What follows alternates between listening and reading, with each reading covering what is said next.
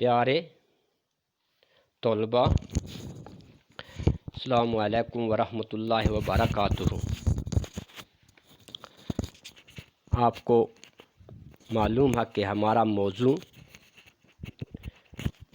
फैज़ अहमद फैज़ की एक नज़म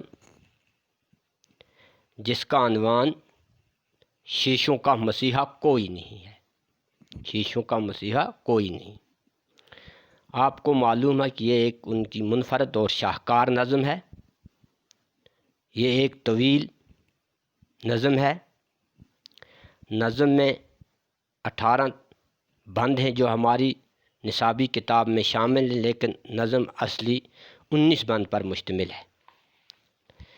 इस नज़म के अंदर फैज़ अहमद फैज़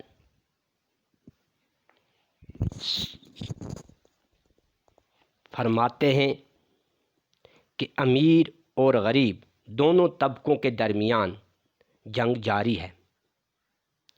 गरीब दुनिया में अंधेरे को दूर करने की कोशिश करते हैं, लेकिन दूसरी जानब ये अमीर तबका जो है ये अंधेरा कर रहा है, यानी उनकी दौलत, उनका धन उन पर जुल्म सितम कर रहा है। गरीब और मुफलिस तबका इस अंधेरे में रोशनी फैलाने की कोशिश कर रहा है, जबकि ही दूसरी जानब सरमायादार आग लगाए जा रहे हैं और गरीब इसी इस्तिसाल की आग को बुझाने की कोशिश में लगे हैं। इस नज़म में इश्तराकियत का प्रोपगंडा और सरमायादाराना निज़ाम की नफ़ी भी है। आपको मालूम है कि पिछली नशस्त में हमने पहले 4 बंद पढ़े थे, तो आज हम दूसरी नशस्त यानी दूसरे लेक्चर में इसके और 4 बंद पढ़ेंगे, तो फिर उनकी तशरीह करेंगे। तो ये 5 बंद नंबर 5, बंद नंबर 6, बंद नंबर 7 और बंद नंबर 8, आज इसकी हम तशरीह भी करेंगे और इनका सरसरी जायज़ा भी लेंगे इन बंदों का।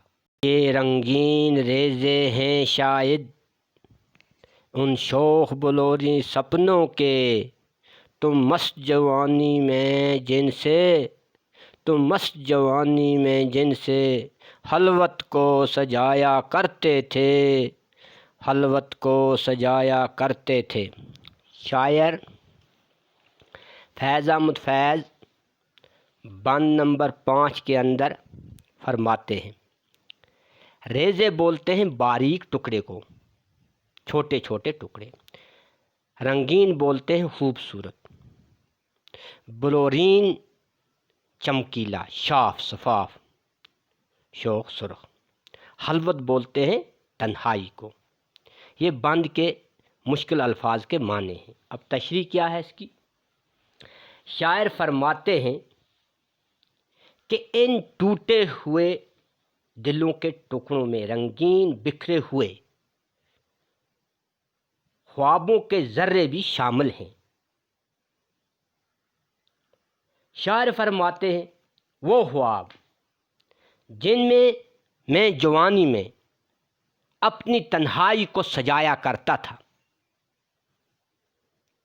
दिल टूटने के साथ मेरे वो सपने भी चकनाचूर हो गए। इशारन कन्हैया ये मुल्क की तकसीम के बारे में बताते हैं और जुल्म और ज़्यादतियों के मुताल्लिक़ बताते हैं।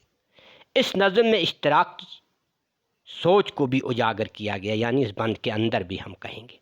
अब मैं बंद नंबर 6 पढ़ूंगा नज़म का। नादारी दफ्तर भूख और गम इन सपनों में टकराते रहे, बेरहम था जो मुख पथराव, ये कांच के ढांचे क्या करते। यहाँ शायर फैज़ अहमद फैज़ अब कहते हैं कि अब हालात बदल चुके हैं, अब करवट बदल, अब उन ख्वाबों की जगह, उन सपनों की जगह, उन अरमानों की जगह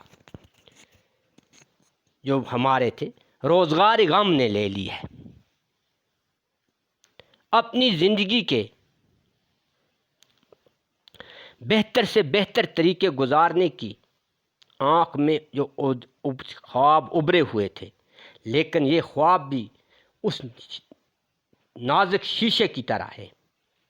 اب چاروں طرف سے کیے جانے والے حالات پتھراؤ کے سامنے یہ شیشے خواب سلامت نہ رہ سکے، میرے یعنی وہ سپنے اب اس افراتفری کی وجہ سے سلامت نہیں ہیں کہ ہر طرف ملک میں، دنیا میں بد امنی پھیلی ہوئی ہے، کیونکہ ملک اس وقت دو طرف سے گھیرا ہوا تھا۔ ایک اس وقت کیا تھی؟ دوسری عالمگیر جنگ، اور دوسری طرف سے ہمارا ملک جو تھا بر صغیر، یہ بھی اپنی آزادی کی جدوجہد میں لگا ہوا تھا۔ اب میں بند نمبر 7 پڑھوں گا تو اس کے بعد اس کی تشریح کریں گے۔ یا شاید ان ذروں میں کہیں، یا شاید ان ذروں میں کہیں موتی ہے تمہاری عزت کا، موتی ہے تمہاری عزت کا، وہ جس سے تمہارے عجز پہ ہے، عجز پہ بھی، وہ جس سے تمہارے عجز پہ بھی شمشاد قدوں نے رشک کیا، شمشاد قدوں نے رشک کیا۔ شاعر اس بند کے اندر اشارن کنائیہ بر صغیر کے ہیرے جواہرات موتیوں کی طرف اشارہ کرتے ہیں جو برطانیہ سامراجیت نے یہاں سے چرا کر لے گئے، جن سے ہمارے بر صغیر کی عزت دنیا میں دوبالا ہوا کرتی تھی، اور بر صغیر کی وہ انکساری، وہ رحم دلی جو دنیا میں مشہور تھی، ان شمشاد قدوں لوگ جس پر رشک کیا کرتے تھے، بلند پایا لوگ، انہوں نے اس دولت کو یہاں سے لوٹ کر لے گئے۔ اور شاعر اس بند کے اندر مفلس اور مظلومی طبقے سے بھی مخاطب ہیں۔ کہتے کہ ٹوٹے دل کے ٹکڑوں اور ٹوٹے خوابوں اور ارمانوں کے ذروں میں بھی بہت تمہاری عزت اور غیرت کے ذرے بھی شامل تھے، یعنی وہ موتی آپ کی عزت میں شامل تھے جو آپ کے ملک سے دوسری قوموں نے لوٹ کر لے گئے تھے۔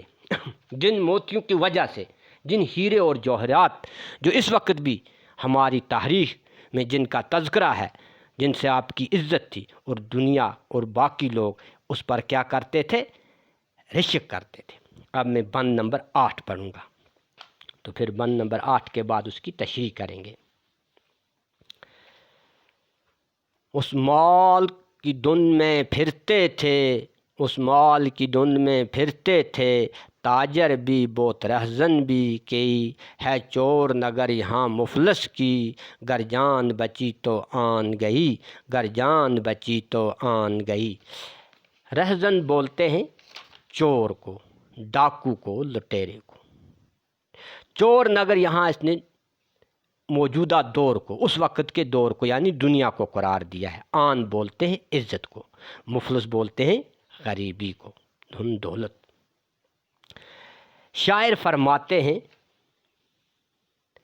فیض احمد فیض، مفلس اور مظلوم طبقے سے مخاطب ہیں کہ تمہاری عزت وقار کو حاصل کرنے کے لیے اعلی اختیار کوشش کرتے ہیں۔ جو اختیار، اعلی اختیار کا مطلب ہے جو اقتدار میں ہیں، جو طاقت میں ہیں، وہ آپ کی دولت کو لوٹتے ہیں ہر طرح سے کہ کس طرح آپ نادار لوگوں کی، مفلس لوگوں کی، غریب لوگوں کا استحصال کیا جائے ان کی دولت۔ اور ان لٹیرے بھی، ڈاکو بھی، شاعر فرماتے ان میں لٹیرے بھی ہیں، ان میں ڈاکو بھی شامل ہیں جو آپ کی اس دولت کو لوٹنے کی کوشش کر رہے ہیں۔ شاعر نے اوپر بولا ہے نگر، چور نگر، یعنی یہ دنیا جو ہے، شاعر فرماتا ہے یہ ایک چور نگر ہے۔ اس دور کے اندر، جس دور میں شاعر زندگی گزار رہے تھے، کہ کسی کا حق کسی کو مل نہیں رہا ہے۔ زندگی کی اس جد و جہد میں غریب اور ناداروں کی اگر جان، اگر عزت بچ بھی جاتی ہے، لیکن ان عزت جان اگر ان کی بچ بھی جاتی ہے، لیکن ان کا آن یعنی ان کی عزت اور وقار ہر وقت داؤ پر لگا ہی رہتا ہے۔